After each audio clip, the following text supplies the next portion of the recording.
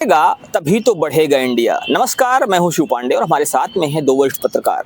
इस समय पूरे देश में शिक्षा व्यवस्था को लेकर चर्चाएं चल रही हैं। हड़कंप मचा हुआ है कि आखिर गरीब और मध्यम वर्ग कैसे पढ़ेगा। प्रधानमंत्री ने नारा दिया, जो भी बड़े नेता हैं सब नारा देते हैं कि पढ़ना जरूरी है, पढ़ने से ही आगे का रास्ता साफ होगा। लेकिन समस्या ये है कि आखिर इंसान पढ़ेगा कैसे, एक गरीब वर्ग पढ़ेगा कैसे, मध्यम वर्ग पढ़ेगा कैसे, जब शिक्षा व्यवस्था इतनी महंगी होती जा रही है। और सबसे बड़ी बात यह है कि उस पर कोई सरकारी नियंत्रण नहीं है। कक्षा 3 की किताब, कक्षा 4 की किताब, LKG की किताब, UKG की किताब हजारों में हो जाती है। फीस की बात ही छोड़ दी जाए, अगर फीस की बात की जाए तो छोटे छोटे बच्चों की साल भर की फीस इतना हो जाती है जितने में ग्रेजुएशन करने वाले बच्चे 6-7 बच्चे, 8 बच्चे, 10 बच्चे पढ़ सकते हैं। उतने में खाली एक बच्चे की शिक्षा व्यवस्था की फीस होती है। यानी कि बहुत ही महंगाई दिखाई दे रही है, जिसको लेकर पूरे देश में चर्चाएं चल रही हैं। चाहे उत्तर प्रदेश की बात करें, चाहे बिहार की बात करें या किसी अन्य राज्य की बात करें, हर तरफ यही चर्चा है कि आखिर जो सामान्य वर्ग का गार्जियन है वो अपने बच्चों को कैसे पढ़ाएगा। इसी विषय पर बात करने के लिए हमारे साथ में दो वरिष्ठ पत्रकार हैं। हमारे साथ में है वरिष्ठ पत्रकार शीतला तिवारी जी और साथ ही साथ भालचंद्र पांडे जी। आइए इनसे बात करते हैं कि आखिर जो इस समय चर्चाएं चल रही हैं, जो इस समय इतना ज़्यादा हो हल्ला मचा हुआ है, क्या इसके कुछ मायने हैं और इससे कुछ होने वाला है, या सिर्फ एक बार फिर से हर साल की तरह ये भी हल्ला शांत हो जाएगा। क्या होने वाला है इस पे? तिवारी जी क्या कहते हैं कि जो इस समय ये शोर मचा हुआ है, चारों तरफ शोर है कि जो गरीब है, जो मध्यम वर्ग है, वो परेशान है, वो बोझ से दबता जा रहा है। पढ़ाए तो कैसे पढ़ाए, अगर उसके बच्चे पढ़ना चाहेंगे तो कैसे पढ़ेंगे, एक बड़ी चर्चा का विषय बना हुआ है। क्या कहते हैं आप, क्या लगता है आपको कि क्या इस स्थिति में गरीब का बच्चा पढ़ पाएगा? और जिस तरह शिक्षा व्यवस्था में मनमानी देखी जा रही है, प्राइवेट स्कूलों में मनमानी देखी जा रही है, उससे क्या कुछ निकल कर सामने आता है, क्या भविष्य होगा इसका? देखिए, सबसे पहले हमारे सभी दर्शकों भाइयों को बहुत बहुत प्रणाम, नमस्कार। पांडे जी, आपने जो ये बात कही कि शिक्षा व्यवस्था को लेकर के जो है पूरे देश में हाहाकार मचा हुआ है, तो बहरहाल मैं आपको बता दूं, नया सत्र जब भी शुरू होता है अप्रैल से, तो हाहाकार जो है वो मचता ही है। खासकर इस समय अगर हम बात करें उत्तर प्रदेश, मध्य प्रदेश, छत्तीसगढ़, बिहार, इन राज्यों में, तो इन राज्यों में हर वर्ष की भांति इस वर्ष जो है कुछ ज्यादा जो है लोग चिल्लाना शुरू कर दिए। कारण यह है कि अभी तक तो जो मध्यम वर्ग है, देखिए पांडे जी, एक बात है कि जो छोटा वर्ग है, जो मतलब छोटे लोग हैं, जो 5 किलो वाली जिनकी हम बात कर लें, जिनको तमाम लोग कहते हैं कि वो वोटर है, वो वोट बैंक हैं, उनकी बात करें तो वो तो सरकारी स्कूल में अपना कर लेते हैं, सरकारी स्कूल, क्योंकि बेचारे वो जो है गरीब होते हैं। अब हम उच्च वर्ग की अगर हम बात कर लें तो वो तो फिर एकदम उच्च वर्ग की जिस शिक्षा ग्रहण करना चाहेंगे, या तो विदेश में चले जाएंगे या तो बहुत हाई प्रोफाइल जो स्कूल है उसमें एडमिशन लेंगे। लेकिन जो सबसे ज्यादा जो पैसा खर्च करता है और सबसे ज्यादा जो बच्चे पढ़ते हैं वो मध्यम वर्ग है। अब मध्यम वर्ग के पास पांडे जी न उतनी इनकम रहती है, हाँ हल्का फुल्का नौकरी है, उसी से उसका जो है अपना जीवन यापन होता है। अब वह मध्यम वर्ग जो है वह चिल्लाते चिल्लाते उसकी आवाज कोई सुन नहीं रहा था। लेकिन इस बार जो है यानी 2026 में आखिरकार जो है पूरे उत्तर प्रदेश की बात नहीं, पूरे जो है देश की अगर हम बात करें कई राज्यों में, तो इसकी चिल्लाहट जो है वह तेज हो गई है। और अब जो है सोशल मीडिया से तमाम टेलीविजन चैनल, तमाम जो है राजनीति के लोग भी जो है यह बात जो है उठाने लगे। और जिस तरीके से मीडिया जो आप लोग जैसे बात उठा रहे हैं, कुल मिलाकर के आप ये मान के चलिए, अब इस पर जो है सबसे बड़ी बात मैं आपको बताऊं कि उत्तर प्रदेश का जो हाई कोर्ट बार एसोसिएशन है उसने जो है लेटर लिखा जो है सीएम योगी को कि इस मामले में जो है आप हस्तक्षेप करें, यानी आप कुछ न कुछ करें।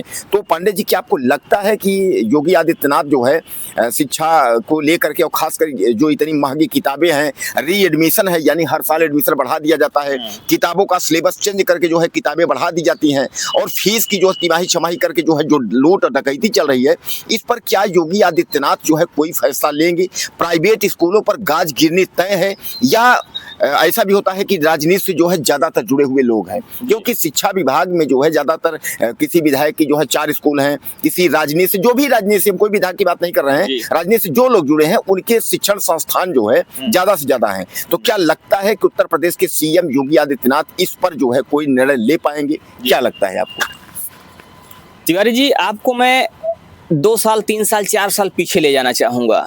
मैं बात उस समय कर रहा हूँ जब देश में कोविड-19 का शुरुआत हुआ था। कोविड-19 उस समय फैल रहा था धीरे धीरे, और उसके बाद पहली लहर, दूसरी लहर, तीसरी लहर ऐसे आ रही थी। उस समय देश में सरकार ने घोषणा किया कि जो भी फीस है, अतिरिक्त फीस जो भी डाली जाती है गार्जियंस पर, वो नहीं ली जाएगी। गर्मी की फीस, छुट्टियों की फीस नहीं ली जाएगी। ट्यूशन फीस में भी ये कहा गया कि जो भी स्कूल हैं वो कम से कम फीस लेने की कोशिश करें। ऐसे तमाम तरह की बातें उस समय आ रही थी।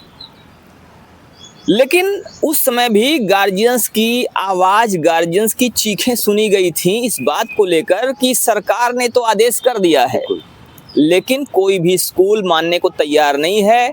और उस समय ये भी देखा गया कि स्कूलों ने अपने टीचर्स को पेमेंट भी नहीं दिया। आधे से ज़्यादा टीचर्स की पेमेंट काट दिया या टीचर्स को निकाल दिया, लेकिन उसके बाद भी गार्जियन से पूरी फीस वसूली गई थी। तो जब उस समय ये स्थिति हुई, जब कोविड-19 चल रहा था, पूरे देश की अर्थव्यवस्था चरमरा गई थी, पूरे देश में जो लोग थे जिनकी नौकरियां चली गई थी, जिनके पास कमाई का कोई साधन नहीं बचा था, उस समय लोगों के साथ ये हुआ। तो इस समय तो स्थितियां सामान्य हैं। और आपको एक घटना मैं याद दिलाता हूँ। महाभारत में एक दृश्य आता है कि जब अश्वत्थामा हाथी को मारा जा रहा था, तो उस समय ये कहा गया कि भाई ये बोलना है कि अश्वत्थामा मर गया, अश्वत्थामा मर गया, इस बात की हवा उड़ाना है। लेकिन जब ये हल्ला किया जा रहा था, उसी समय शंख की ध्वनि भी उत्पन्न की जा रही थी। मतलब ये है कि लोगों की चीखें, लोगों की आवाज़ें नगाड़ों के, ढोल के आवाज़ों के बीच में दबा दी जाती हैं। अगर कोई चीख रहा है, उसी समय ढोल नगाड़ा बजाना शुरू कर दिया जाए तो शायद वो चीख मंद पड़ जाएगी, उस चीख को कोई सुनने वाला नहीं होगा। कुछ वैसा ही हो रहा है। लोगों की चीखें हैं, उठी हुई हैं। अभी आपने कहा था कि हर साल उठती हैं, तो अभी किसी तरह से लोग ये महीना है चिल्ला रहे हैं, और हो सकता है थोड़े समय के बाद फिर कोई नया मुद्दा आ जाएगा, इस मुद्दे को दबा दिया जाएगा, या एक ऐसा बड़ा मुद्दा पैदा कर दिया जाएगा, एक ऐसा बड़ा मुद्दा आ जाएगा जिससे ये मुद्दा धीमा पड़ जाएगा, इस मुद्दे की आवाज़ें दब जाएंगी और फिर से मामला बिल्कुल वैसा ही हो जाएगा जैसे चल रहा था, जैसा कि हर साल होता आ रहा है। फिलहाल इस विषय पर बात करने के लिए हमारे साथ वरिष्ठ पत्रकार भालचंद्र पांडे जी, इनसे बात करते हैं कि आखिर क्या इसके कोई मायने हैं, इससे कोई फर्क पड़ने वाला है, या इसी तरह से हर साल की तरह इस बार भी स्थितियां वैसी हो जाएंगी और सारी बातें सिर्फ सोशल मीडिया पर वीडियो के रूप में तैरती रह जाएंगी, लेकिन उसका कोई भी परिणाम नहीं निकलेगा। क्या कहते हैं पांडे जी? सबसे पहले आप सभी को नमस्कार। देखिए, शिक्षा, अब तो विद्यालय जो हैं वो विद्या के मंदिर न होकर व्यवसायिक केंद्र बनते जा रहे हैं। और ऐसा नहीं है इसी साल की कहानी है। हर साल जैसे ही एडमिशन शुरू होता है, बच्चों की कॉपी किताबें खरीदी जाने लगती है, हर गार्जियन हो हल्ला करता है, सोशल मीडिया पे आता है, टीवी में भी चर्चाएं होती हैं। लेकिन होता क्या है? गवर्नमेंट भी थोड़ा बहुत कहती है, लेकिन उस पर कार्रवाई कितनी होती है? एक साल की कहानी तो है नहीं। अभी जैसे आपने कहा कि कोविड पीरियड में गवर्नमेंट ने कहा कि आप कम से कम ट्यूशन फी लीजिए, ढेर सारी भत्ताओं में कटौती कीजिए, लेकिन क्या वास्तव में ऐसा कुछ हुआ था? अब हुआ भी तो अब उसमें क्या वास्तव वो फॉलो हो रहा है?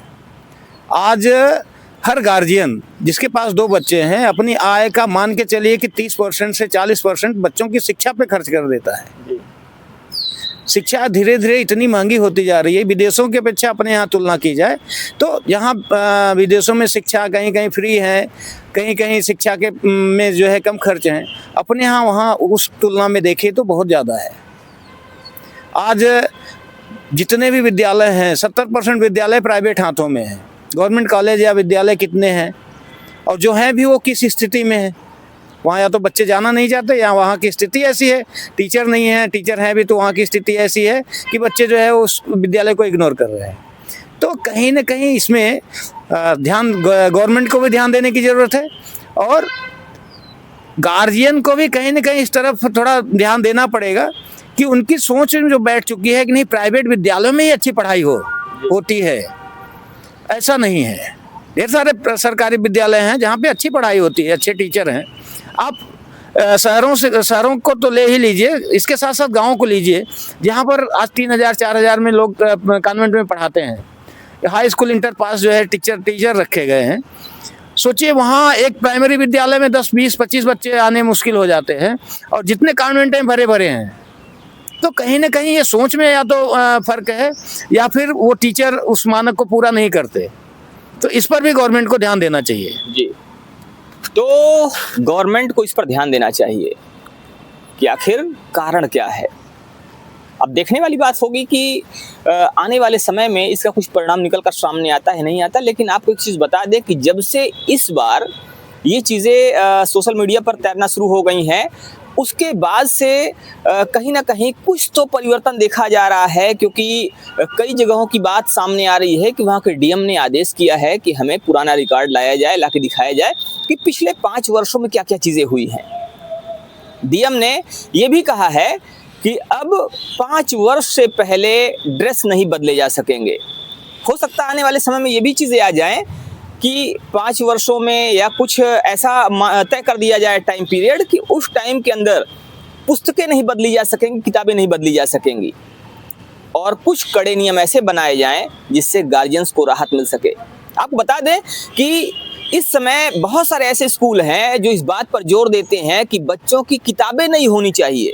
अगर बच्चा किसी से पुरानी किताब लेके स्कूल जाता है तो उसको टॉर्चर किया जाता है, उसको परेशान किया जाता है।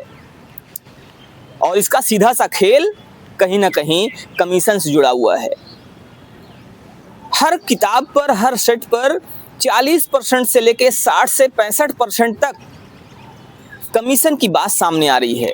कहा यह जा रहा है कि हर किताब में 40% से लेके 60% तक, 65% तक कमीशन होता है। और इसीलिए स्कूलों में भी इस बात के लिए जोर दिया जाता है कि बच्चे जो भी किताबें लेके आए वो नई किताबें होनी चाहिए। क्या कहते हैं पंडित जी इस पे आप?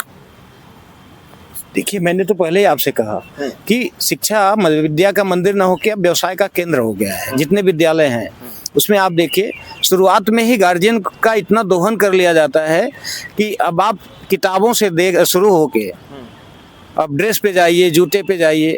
हर विद्यालय का अपना एक निर्धारित दुकानें होती हैं जहाँ पर आप को ही वहीं मिलेगी, चाहे वो किताबें हो चाहे वो ड्रेस हो। अब मान चलिए कि 400 का ड्रेस जो है आज 800 रुपये का मिल रहा है। किताब 3500 की इस समय गार्जियन जो है 7,000 10,000 रुपये की किताब खरीद रहा है। अपनी फीस तो वसूली हो ही रही है। फीस के साथ साथ अब नया एडमिशन शुरू कर दिए। री एडमिशन के नाम पर हर विद्यालय, कम से कम जो ठीक ठाक विद्यालय हैं उनकी तो बात छोड़ दीजिए, जो स्टार्टिंग में विद्यालय चला रहे हैं उनके यहाँ भी आप चले जाइए तो री एडमिशन के नाम पे 5 से 10,000 रुपये वसूले जा रहे हैं। हम कह रहे हैं विद्यालय वही है, बच्चा वहीं पढ़ रहा है, तो री एडमिशन क्या है? इस पर भी तो गवर्नमेंट को ध्यान देनी चाहिए। सरकारी विद्यालय में बच्चा प्रमोट कर दिया जाता है, कोई फीस नहीं, अगली फीस आप जमा कीजिए, मंथली वो शुरू हो जाता है। यहाँ प्राइवेट विद्यालयों में क्या है, हर साल आप 5 से 10,000 रुपये एक्स्ट्रा जमा कीजिए। छोटे मोटे विद्यालय की मैं बात कर रहा हूँ, बड़े विद्यालय की तो मैं नहीं जानता कितना लेते होंगे, वो तो सबका अपना अलग अलग नियम है। तो गवर्नमेंट को कहीं ना इस पर भी ध्यान ध्यान देना चाहिए। और ढेर सारी चीज़ें हैं, जैसे किताबें हैं, आप सभी विद्यालयों को एक किताब लागू कीजिए। हर विद्यालय अपनी अपनी किताबें चलवाता है, हर प्रकाशक की अपनी किताबें होती हैं। ये कहीं ना कहीं मनमाना ही है, जिस पर गवर्नमेंट का ध्यान देना चाहिए। तो कहीं ना कहीं इस समय ये चीज़ें, ये जो मनमानी है, ये गार्जियंस पर भारी पड़ रही है। कहीं ना कहीं ये चीज़ें गार्जियंस के ऊपर शिक्षा एक बोझ के रूप में सामने आ रहा है, और इस पर गवर्नमेंट को ध्यान देने की जरूरत है, जिससे कि ये समस्याएं जो लोगों की हैं वो दूर हो सकें। फिलहाल इस पर आपका क्या मानना है, अभी में जरूर बताइएगा। जय हिंद, जय भारत।